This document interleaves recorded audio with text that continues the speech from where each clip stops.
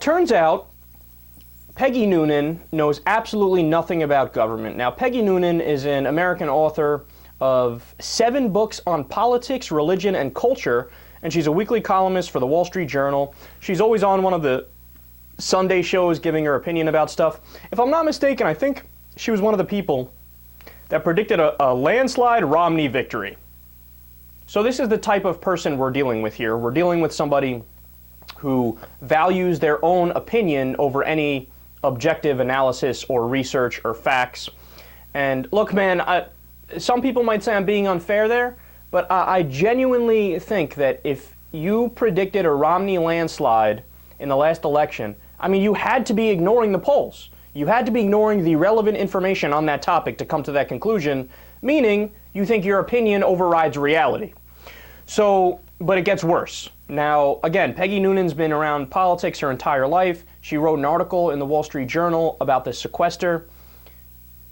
I was embarrassed for her as I read it, because I'm not kidding when I say you could give an 8th grader a pen and a piece of paper and they could have said the same things that she said about the sequester. So let me read some of this to you. Quote, "Everyone has been wondering how the public will react when the sequester kicks in. The American people are in the position of hostages who will have to decide who the hostage taker is. People will get mad at either the president or the Republicans in Congress.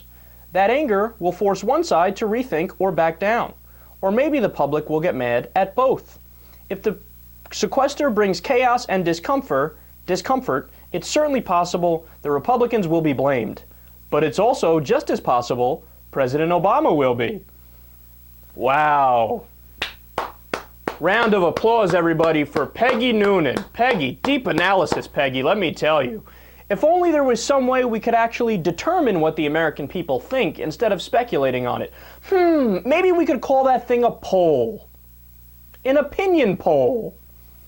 Well, of course, there actually was research done on this and polls done on this. And the amazing thing is that the poll was already done by the company that she works for. Wall Street Journal, NBC News poll, and that poll found that the American people would blame the Republicans over Obama. But she didn't even bother to do basic research before she wrote a column that was published in a major newspaper. That's so embarrassing. Wait, she continues. I got more here. Noonan argues that Obama may be blamed because, quote, "He's the chief executive of the federal government and therefore capable of directing agencies to make sure all cuts are in wholly non-essential offices." Now, when I read that part, I had to stop and go back and read it twice because I needed to double check to make sure that what she was saying was indeed as stupid as I thought it was. And it was as stupid as I thought it was. Let me read it to you one more time. See if you catch the fallacy here. "He's the chief executive of the federal government and therefore capable of directing agencies to make sure all cuts are in wholly non-essential offices."